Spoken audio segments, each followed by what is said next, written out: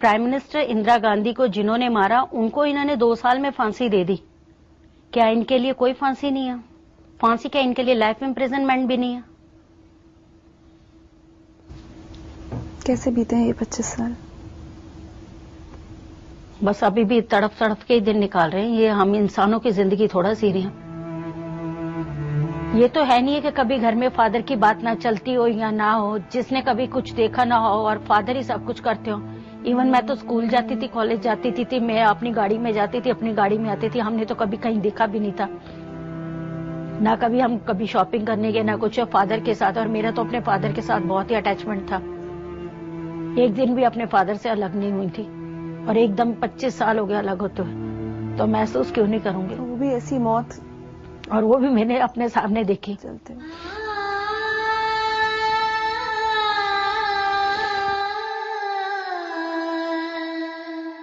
क्या चाहती है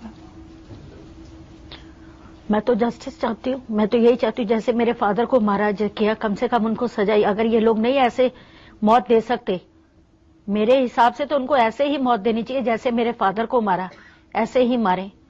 या जैसे इन्होंने 3 दिन दिए हम लोगों को जलाने के लिए, मुझे 3 घंटे ही दे दें और सामने वो पेश कर दे मेरे, मैं 3 घंटे में उनका वो हाल बना दूं जो इन्होंने मेरा 3 दिन में हाल बनाया।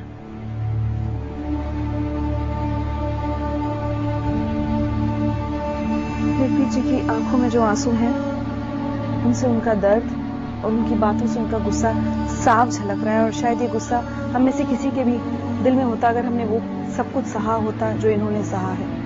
निर्प्रीत ने जो गलती की उसकी सजा ये भुगत चुकी है। 9 साल जेल में गुजारने के बाद ये बरी भी हो गई। लेकिन वो जिन्होंने एक सीधी सादी लड़की को उग्रवादी बनने पर मजबूर किया, आखिर उन्हें सजा कब मिलेगी? अपनों ने मारा, जिनको आजादी लेके दी उन्होंने मारा है। शर्म आती है मेरे को, ऐसे हिंदुस्तान की बेटी कहती हुई शर्म आती है।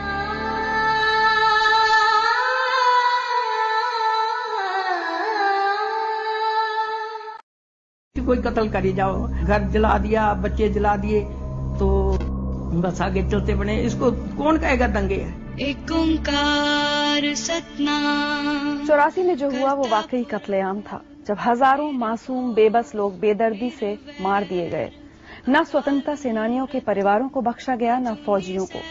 एक स्वतंत्रता सेनानी की बेटी, एक फौजी की पत्नी ने भी अपना सब कुछ खो दिया उस तबाही में। न पिता की कुर्बानियां काम आई, न पति का देश के प्रति कर्तव्य। जगदीश ने अपने पति के अलावा अपने 17 साल के होनहार बेटे और 3 जवान भाइयों को भी अपनी नजरों के सामने मरते देखा। रात भर वो माँ अपने बेटे के शव से लिपट कर रोती रही, तो कभी एक पत्नी अपने पति की लाश को सहलाती रही। और फिर बदहवासी के ऐसे 4 दिन कि सुनकर भी रोंगटे खड़े हो जाएं। जगदीश जी, याद है सब कुछ? कभी भूल ही नहीं सकता। जब मैं मरूंगी कहानी मर जाएगी, जीऊंगी कहानी जिएगी।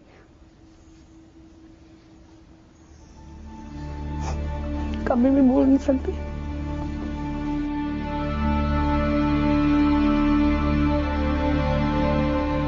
क्या हुआ था आपके साथ? बस 31 तारीख को सब कुछ ठीक ठाक चल रहा था, तो 1 तारीख तक 9 बजे तक कुछ भी नहीं था।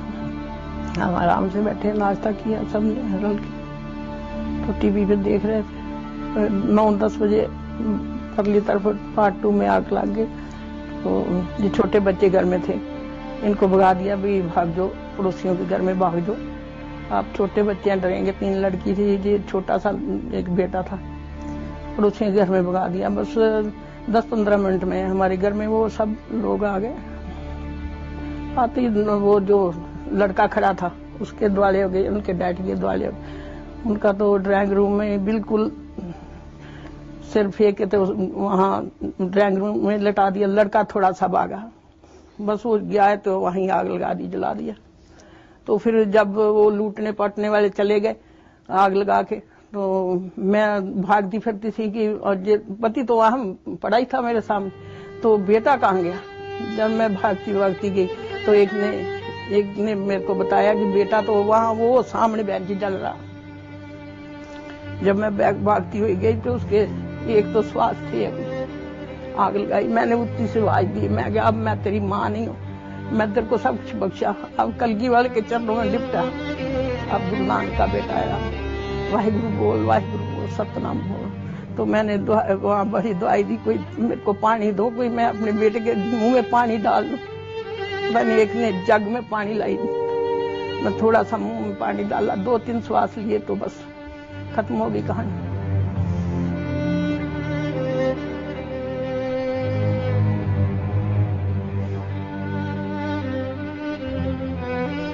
एक दफा पुलिस स्टेशन गई 3-4 बजे, भाई सब मेरे घर में जैसा हो गया है, इन्होंने बस वो पुलिस चौकी वालों ने मेरे को डांटा, कहने लगे देख आपके घर में मर गया था, क्या हुआ? वो अभी तो बहुत मर रहे हैं, जब सब मर जाएंगे जो सबका होगा वो आपका भी हो जाएगा। फिर क्या था, फिर घर में आ गए, बैठी रही। शाम को बच्चे भी निकाल दिए उन्होंने, फिर इनको ऊपर छत पे लटा दिया छोटे बच्चों को।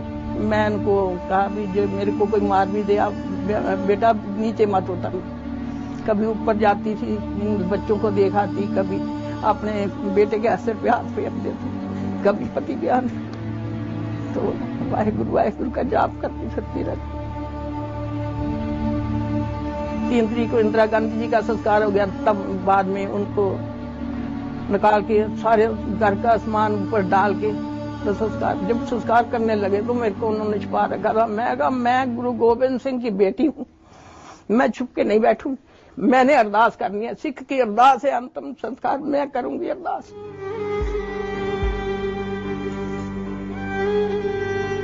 हाँ, एक मेरे को बहुत दुख की बात है, क्योंकि मैं बहादुर की बेटी हूँ और बहादुर की पत्नी हूँ। जब मेरे बेटे देश के कौम के लिए मरता, आज मैं छाती तान के कहती मेरा बेटा देश की सेवा करता हुआ मरा। छाती तान के कहती मैं शहीद की माँ हूँ, शहीद की पत्नी हूँ, शहीद की बहन हूँ। आप क्या कहूँ, अपनों ने मारा है, क्या कहूँ, क्या बहादुरी ले गए हैं। अपनों ने मारा, जिनको आजादी लेके दी उन्होंने मारा है। शर्म आती है मेरे को, ऐसे हिंदुस्तान की बेटी कहती हूँ, शर्म आती है। कभी कभी बाप को कोसती हूँ, क्यों लड़ते थे आजादी की लड़ाई, अंग्रेज होते काश हमारे बच्चे ना चलते, क्यों लड़ते थे। कभी कोसती हूँ, क्या लिया आजादी तो आगे, क्या लिया आजादी से, उन्हीं का खून उन्हीं को राजधानी में जला दिया।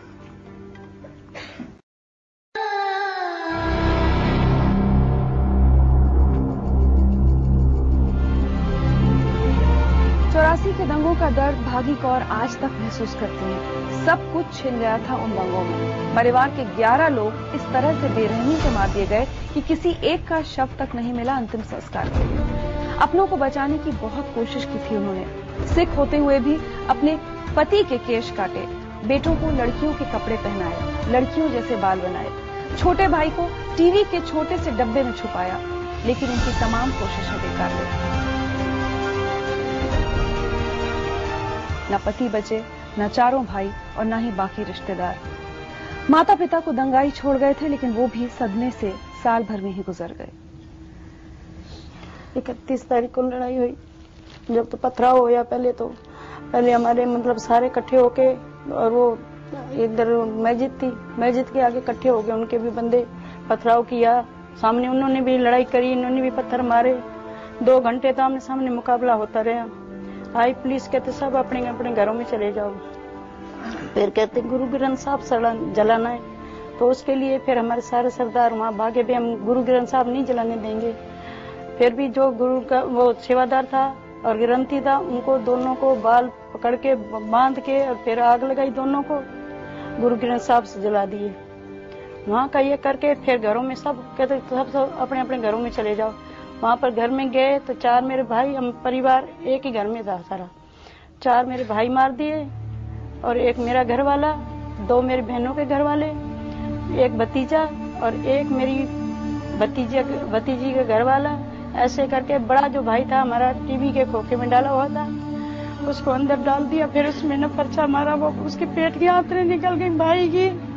और जो भतीजी या घर वाला था उसको हमने ऐसे सुला दिया, छोटा बच्चा था, हमने सुला दिया भी, इसको ये जच्चा हुआ है, उसको भी लड़के को मारा, छोटा बच्चे को आग में डाल दिया। उसके पीछे चल गया बच्चा वो। और जो मेरा भाई था वो दूध मतलब कढ़ाई लगाता था, सुंदर सिंह, उसको मारने के लिए आ गए। तो वो भाई कहता मैं जाता हूँ भाई, मेरे भाई और बच जाएंगे, भाई तुम अपना देख लेना, मेरे बच्चों का देखभाल कर लेना, मैं मर गया तो। भाई किया, फिर वो क्या नाम उसको मार दिया। भाभी हमारी गिरी जाके, तो उसको उठा के दूर फेंका है, उसको भाभी को भी एक एक करके इसने बुरी तरीके से मारा। और जो इंदर सिंह था और सो क्या नाम तेरा मनोहर सिंह था, वो दोनों बाप बेटे घर से बाहर निकल गए थे, भाई हम बच जाएंगे, जब घर में ही मार रहे हैं हम बच जाएंगे। फिर वहां जाके पीली कोठी पड़ती थी चिल्ला गांव की तरफ, उधर दोनों को मार दिया बाप बेटे को। आपने अपने पति को बचाने की बहुत कोशिश की, वो काम फिर वो उसको भी मार दिया ना। वो तो वहां से घर से तो निकाल के ले आई थी, चिल्ला गांव में मार दिया उसको। घर से तो मैं बचा के ले आई थी अपने पति। आपके सामने मारा? मेरे सामने फिर मारा, खींच के ले गए उसको। अभी आप उस वक्त 15 साल की थी जी। आपको कुछ याद है घर में क्या सारा याद है। 15 साल की उम्र थी मेरी। 31 तारीख को इंदिरा गांधी को गोली लगी थी। 31 तारीख को जैसे गोली लगी तो देख रहे थे, ऐसे ही सुन रहे थे भी उसको गोली लग गई, लेकिन हमें ये पता नहीं था कि हमारे साथ ऐसे अन्याय होएगा। आपके घर में क्या हुआ? हमारे 10 लोग मारे गए घर में से। पिताजी, भाई, ताए, चाचे, जीजा, मामा, मासड़, 10 लोग मारे गए। एक एक बंदे को निकालते गए, मारते गए, जिंदों को जलाते गए, पेट्रोल डालते गए, गले में टेर डालते गए। और हमारे घर के अंदर पूरा हमारा परिवार इकट्ठा था। हमारे घर का दरवाजा तोड़ दिया उन्होंने, दरवाजा तोड़ के आग लगा दी घर में। 3 दिन ऐसे ही हम रोडों पे भटकते रहे, कभी इधर भगाते थे हमारे वो, कभी इधर भगाते थे, जैसे जंगलों में भेड़ बकरियों को हाँक देते हैं ऐसे। जो भी कोई टकरता था मारने वाले ही टकरता था। 3 दिन ऐसे ही रोते रहे, चिल्लाते रहे, भटकते रहे। फिर मिलिट्री आई थी 3 तारीख को, फिर उन्होंने उठा के सबको इकट्ठा करके और कैंपों में डाला। हमने सोचा हमारे परिवार वाले हमारे को शायद मिल जाएंगे। इंतजार करते करते ये टाइम आ गया, अभी तक तो हमारा कोई परिवार वाला मिला ही नहीं हमारे को। एक भी शव नहीं मिला संस्कार के? किसी का भी नहीं मिला। वो उसके ज्ञान सिंह की तो आंतरें निकल गई थी मेरे भाई के भजन के घर में। आंतरें निकली हुई ऐसे चुन्नी के साथ बांध रहे। वो पानी मांग रहा है, हैंडपंप की वो हथियां भी निकाली उन्होंने, तारें कनेक्ट की तारें फेंक दी। उसको पानी कहाँ से देते जब घर में ही पानी नहीं था। जब तक हम जिंदे रहेंगे हम नहीं भूलेंगे 84 को। हमारे को क्या इंसाफ मिला? कुछ भी नहीं इंसाफ मिला है हमारे को। ये सिर्फ इन 2 महिलाओं की कहानी नहीं है, ये उन हजारों परिवारों की कहानी है जो 84 में हुई दरिंदगी का निशाना बने। यकीन मानिए ऐसे भी परिवार हैं जिनके 21 लोग तक एक ही दिन में खत्म कर दिए गए। पूरे परिवार में एक भी पुरुष नहीं बचा। तेरे मेरे बच्चे ब्याज पे मूल पे लेके बैठी हूँ बेटा। मेरा कोई नहीं दिया जलाने वाला रहा। मैं किसको कहूँ बेटी, बता।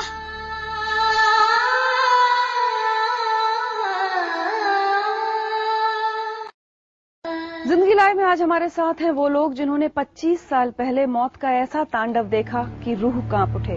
अपनी नजरों के सामने अपनों को जिंदा जलते देखना, ऐसे जले हुए शव कि मां बेटे तक को नहीं पहचान सकती थी। अपने पिता, पति, बेटों, रिश्तेदारों की दर्द से भरी चीखें, उनके खून में लथपथ लाशें, बहुत कुछ देखा इन लोगों ने।